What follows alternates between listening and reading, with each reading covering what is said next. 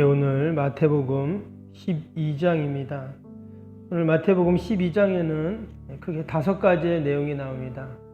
앞부분에는 안식일에 대한 그런 논쟁이 나오죠. 바리새인과 예수님께서 이제 안식일에 대해서 논쟁을 하는 내용입니다. 그로 인해서 이 바리새인들이 예수님을 죽이려는 그런 모의를 하는 내용이 이제 나오게 됩니다. 이후로는 표적을 구하는 사람들에 대해서 예수님께서 교훈하시고, 또 마지막 부분에는 예수님의 가족들이 이제 왔죠. 그래서 제자들이 밖에 지금 예수님의 어머니 또 형제들이 왔습니다. 그때 예수님 뭐라고 하셨죠? 아버지의 뜻대로 하는 자가 내 형제요 자매다, 이런 얘기를, 가족이다, 이런 얘기를 또 하셨습니다. 오늘 새벽에는 그 중간에 나오는 이사야 선지자의 말씀을 인용하신 그 예수님의 내용들을 함께 보겠습니다. 과연 예수님이 그들이 기다리던 메시아가 맞는가, 또 예수님은 어떤 분이신가를 오늘 이사야 선지자 말씀을 통해서 우리에게 가르쳐주고 있습니다. 예수님의 공생의 기간 동안 많은 일을 하셨지만 그 가운데 그것을 크게 3가지로 이야기할 수 있다 했습니다. 하나는 가르치시는 사역, 또 하나는 복음을 전파하시는 사역, 그리고 또 하나는 병자들을 고치시는, 오늘 말씀에도 지금 병자를 고치는 그 내용이 나왔죠. 안식일날 손 마른 자를 고쳐주신 그 내용이 나왔습니다. 이런 일들을 통해서 예수님이 어떤 분이신가를 우리는 알 수가 있습니다. 그런데 여전히 이런 병자를 고치고 또 한 번도 들어보지 못한 천국 복음을 말씀하시고 가르치시는 이런 모습을 보면서도 사람들은 여전히 과연 예수님이 메시아인가를 의심을 하죠.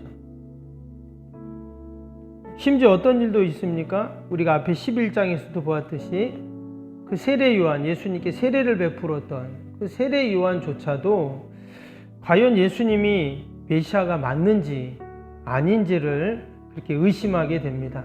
그래서 이제 옥에 있을 때 어떻게 했어요? 제자들을 예수님에게 보냈잖아요. 우리가 기다리는 그 메시아가 맞냐 아니냐 물어봐라, 그 얘기를 했었습니다. 근데 세례 요한도 그런 의심을 할 정도로 사람들은 확신을 갖지 못했죠. 그런데 세례 요한이 그렇게 의심했던 이유 중에 하나가 뭐였습니까? 예수님이 구원자로서 이 땅에 오신 건 맞지만 구약에 보면 그들이 기다리는 메시아는 어떤 메시아였어요? 심판자로 오실 메시아였거든요. 그래서 세상의 모든 악, 예를 들어서 그 로마 제국을 몰아낸다든지, 또 부패한 헤롯 그 정권을 몰아낸다든지, 그런 심판의 메시아로 그들은 기다렸지만 예수님은 심판하시는 그런 분으로 오시지 않았죠. 어떻게 오셨습니까? 마지막 다시 재림하실 때는 심판주로 오시지만 우리가 지금 복음서 마태복음 계속 읽으면서 우리가 느끼는 것은 예수님은 사랑의 주님으로 오신 것을 알 수 있어요. 지금 질병으로 고통당하는 자들을 고쳐주시고, 또 참 진리를 알지 못해서 방황하는 그들에게 하늘 진리를 가르쳐 주시는 그 모습으로 우리에게 보여지고 있죠. 때문에 사람들은 계속 예수님이 과연 메시아야? 이렇게 의심을 합니다. 근데 그 중에 대표적인 사람들이 누구였냐? 바로 오늘 본문에도 나오는 이 종교 지도자들이었어요. 오늘 2절 한번 볼까요? 2절 보면 2절에 이렇게 말씀이 나옵니다. 12장 2절입니다. 바리새인들이 보고 예수께 말하되 보시오, 당신의 제자들이 안식일에 하지 못할 일을 하나이다. 지금 예수님께 따지듯 질문하는 겁니다. 보시오, 당신의 제자들이 안식일에 하지 못할 일을 합니다. 이렇게 얘기를 했어요. 세례 요한은 뭐라고 했죠? 과연 우리가 기다리던 그 그리스도 메시아가 맞습니까? 아니면 우리가 다른 분을 기다려야 합니까? 사실 좀 이렇게 교양 있게 말하잖아요. 여쭤봅니다. 의심을 해도. 근데 지금 이 바리새인들은 어떻게 한다고요? 보시오, 어떻게 안식일에 하지 못할 일을 합니까? 이렇게 막 따지듯이 이야기를 하는 거죠. 지금 여기서 하지 못할 일이 뭘까요? 보면 안식일 날 밀밭 사이로 지나가다가 배가 고파서 이삭을 잘라 먹었다는 것입니다. 근데 이게 왜 지금 시비거리가 될까요? 여러분, 남의 밭에 가서 이삭을 잘라 먹었다. 이게 잘못된 거잖아요. 그렇죠? 근데 구약을 보면 율법에는 괜찮다고 나옵니다. 나그네나 또 과부나 고아나 가난한 사람들은 남의 밭에 들어가서 밀 이삭을 잘라 먹을 수 있었다는 거예요. 근데 뭘 가져가면 안 돼요? 이제 그릇을 가져가서 털어오면 안 되는 거예요. 포도 과수원에 들어가서도 마찬가지입니다. 포도를 하나 두 개는 따먹을 수 있어요. 근데 그릇을 가져가서 그걸 따오면 안 된다는 거예요. 그러니까 여러분, 구약의 율법이라는 게 어떨까요? 그 기본은 사랑이다 하는 것을 알 수가 있어요. 근데 그 일을 지금 언제 했다는 거예요? 안식일 날 했다는 거예요. 그럼 안식일 날 밀이삭을 잘라 먹은 것이 왜 문제냐? 그것은 안식일 날 쉬어야 되는데 일을 했다는 거예요. 여러분, 밀이삭 한두 개 잘라 먹은 것을 일로 여긴다는 거예요. 이게 율법입니다. 참 가오가죠. 근데 예수님께서 그들의 이야기를 듣고는 지금 하시는 말씀이 뭡니까? 결국 지금 이 바리새인들이 예수님께 이런 이야기를 하는 것은 예수님을 올무에 빠뜨리게 하기 위한 거죠. 왜 안식일 날 율법에 일을 하지 말라 그랬는데 왜 했냐? 이렇게 사실 시비를 거는 겁니다. 근데 그때 예수님이 하신 말씀이 뭐예요? 3절 보세요. 예수께서 이르시되 다윗이 자기와 그와 함께한 자들이 시장할 때 한 일을 알지 못하냐? 그리고 4절에도 보면 제사장들이 또 5절에 보면 제사장들이 성전에서 안식일을 범하여 인도 있다, 이런 얘기를 하십니다. 지금 예수님께서는 그들의 의도를 이미 알고 계셨잖아요. 그래서 똑같이 그들과 화를 내시거나 따지거나 논박하고 이런 게 아닙니다. 그 율법의 정신에 대한 이야기를 하는 거죠. 우리가 그렇게 귀하게 여기고 존경하는 다윗도 안식일 날 배가 고파서 이삭을 잘라본 일이 있지 않냐. 제사장들도 심지어 안식일 날을 범하는 그런 일들이 있지 않냐 하면서 이야기를 합니다. 그러니까 그들이 아무 말도 하지 못하는 거죠. 그러면서 예수님이 또 어떤 일을 하셨어요? 9절에 보니까 9절부터 보면 그 회당에서 손 마른 자를 지금 고쳐주시는 그런 일을 또 하셨습니다. 근데 보니까 그날이 또 안식일이에요. 그러니까 당연히 또 사람들이 왜 안식일 날 병을 고치고 일을 하냐 또 이렇게 또 따지고 이야기하죠. 그때도 예수님은 뭐라고 하세요? 우리가 잘 아는 말씀이죠. 지금 11절에 보니까 양 한 마리가 안식일 날 구덩이에 빠졌는데 어떻게 하겠냐. 당연히 끌어내야 되는 것이죠. 그래서 선을 행하는 것이 옳다, 이런 말씀을 합니다. 이번에도 바리새인들이 아무 말도 하지 못하죠. 근데 우리가 지금 이 안식일 날에 대한 논쟁을 하는 이 사건을 보면서 우리가 너무나 귀한 하나의 진리를 발견합니다. 좀 똑같은 사건이에요. 제자들이 밀이삭을 잘라 먹는 일, 또 그 회당에서 손 마른 사람을 고쳐준 사건, 똑같은 사건을 보고 지금 이 바리새인들과 예수님이 바라보는 시각이 달라요. 어떻게 다릅니까? 지금 이 바리새인들은 어떻게 바라봐요? 율법의 눈으로 바라보고 있죠. 그러나 예수님은 어떻게 바라봅니까? 은혜의 눈으로, 하나님의 사랑으로 그것을 바라보고 해석을 하고 있다라는 거예요. 지금 바리새인들도 다 근거가 있습니다. 율법의 근거에서 그들이 무작정하는 말이 아니라 하나님 말씀에 이거 잘못됐다고 하지 않으세요? 이렇게 얘기를 하고 있어요. 그런데 지금 예수님은 뭐라고 하시는 거예요? 예수님은 율법의 완성이시고 참 율법이시잖아요. 그 예수님께서 참된 율법의 정신이 뭔가, 그 사랑이 뭔가를 지금 말씀해 주고 있는 것입니다. 우리가 오늘 하루를 살면서도, 또 우리가 한 주간을 살면서도 똑같은 사건을 보면서도 우리 그리스도인들은 어떻게 봐야 되는가? 우리가 사랑으로 바라보고 은혜로 바라보고 또 하나님의 마음으로 우리가 바라봐야 할 줄로 믿습니다. 때때로 그것이 좀 어리석어 보이고 내가 손해보는 것처럼 보일 수도 있습니다. 지금 예수님께서 앞에서도 계속 병자들을 많이 치료하셨잖아요. 근데 굳이 회당에 지금 안식일날 얼마나 사람들이 많겠어요?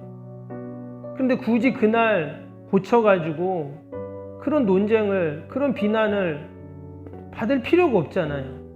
월요일날, 화요일날, 수요일날 고치셔도 되는데, 근데 예수님께서는 그렇게 하지 않으셨어요. 그 손이 말라가지고 정말 불편해하고 힘들어하고 괴로워하는 그 사람을 불쌍히 여기시고 그 하나님의 사랑과 은혜로 그에게 다가가셔서 이처럼 고쳐주셨는 줄로 믿습니다. 예수님의 그 사랑과 그 예수님의 그 은혜를 보여주는 귀한 말씀이 오늘 17절부터 21절까지 바로 이사야 선지자의 그 말입니다. 이사야 선지자의 말을 통해서 예수님께서 과연 어떤 분이시고 어떤 일을 하시는가를 우리에게 잘 보여주고 계세요. 우리 19절, 20절만 한번 볼까요? 19절, 20절. 그는 예수님을 말합니다. 다투지도 아니하며 들레지도 아니하리니 아무도 길에서 그 소리를 듣지 못하리라. 상한 갈대를 꺾지 아니하며 꺼져가는 심지를 끄지 아니하기를 심판하여 이길 때까지 하리니. 지금 예수님이 어떤 일을 하시는가를 지금 보여주고 계세요. 예수님은 어떤 분이라고요?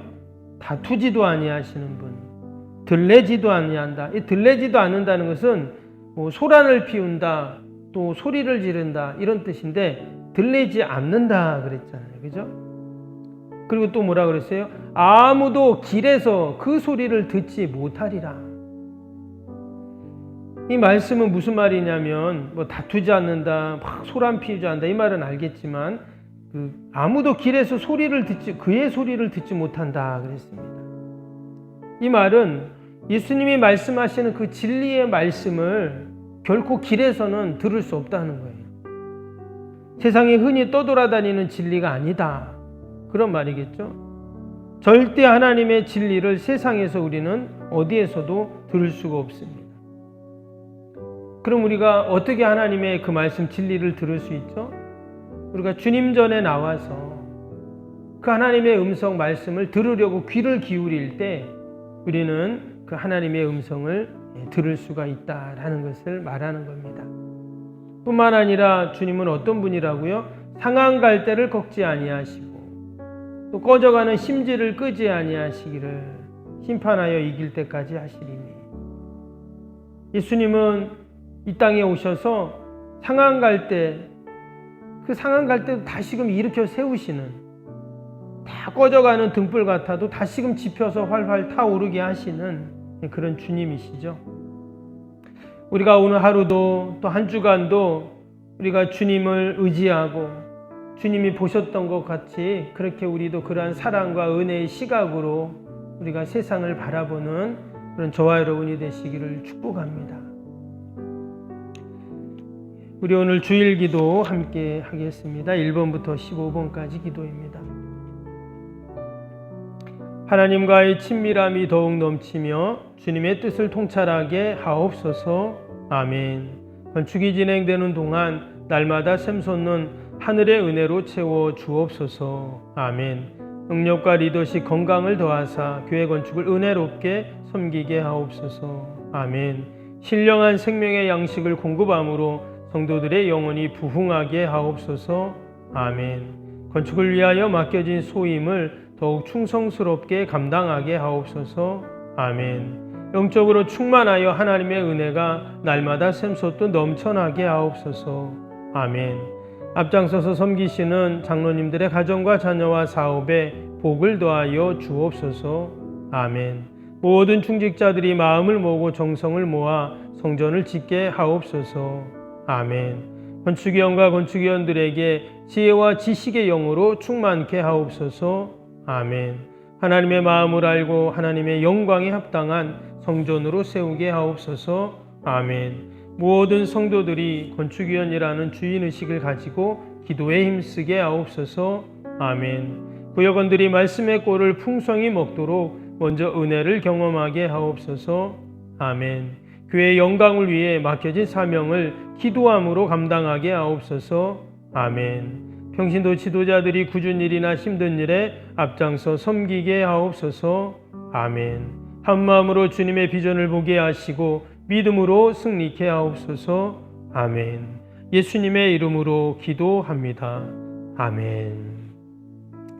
사랑과 은혜가 충만하신 하나님 아버지, 예수님은 상한 갈 때도 꺾지 아니하시고 꺼져가는 등불도 끄지 아니하시는 사랑의 하나님이신 줄로 믿습니다.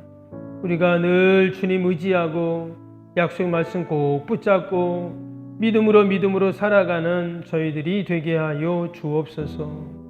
오늘도 거룩한 날 주의 전을 찾는 모든 발걸음들 복되게 하시고 예배마다 모임마다 은혜와 기쁨이 충만케 하여 주옵소서.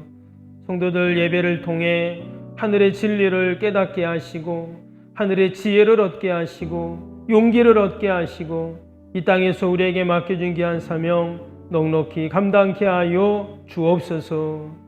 여전히 우리 병사 있는 환우들과 연로하신 어르신들, 멀리 출타 있는 성도들 자녀들이 있습니다. 어디에 있든지 동일한 은혜와 복으로 함께하여 주옵소서.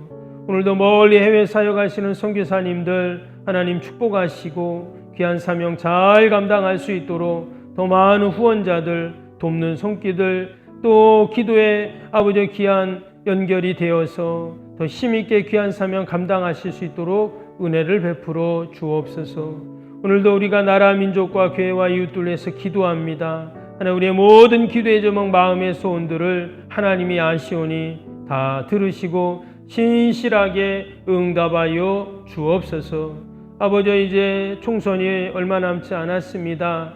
하나님, 꼭 우리 지역에 필요한 일꾼이 세워지게 하시고 또 아버지 하나님을 두려워하는 일꾼들이 세워지게 하시고 우리 포항이 아버지 성시화되는데 함께 힘을 모으는 귀한 일꾼들이 세워져서 오직 하나님 영광 돌리게 하여 주시옵소서.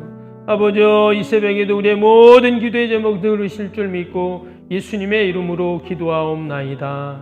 아멘. 하늘에 계신 우리 아버지, 아버지의 이름을 거룩하게 하시며 아버지의 나라가 오게 하시며 아버지의 뜻이 하늘에서와 같이 땅에서도 이루어지게 하소서. 오늘 우리에게 일용할 양식을 주시고 우리가 우리에게 잘못한 사람을 용서하여 준 것 같이 우리 죄를 용서하여 주시고 우리를 시험에 빠지지 않게 하시고 악에서 구하소서. 나라와 권능과 영광이 영원히 아버지의 것입니다. 아멘.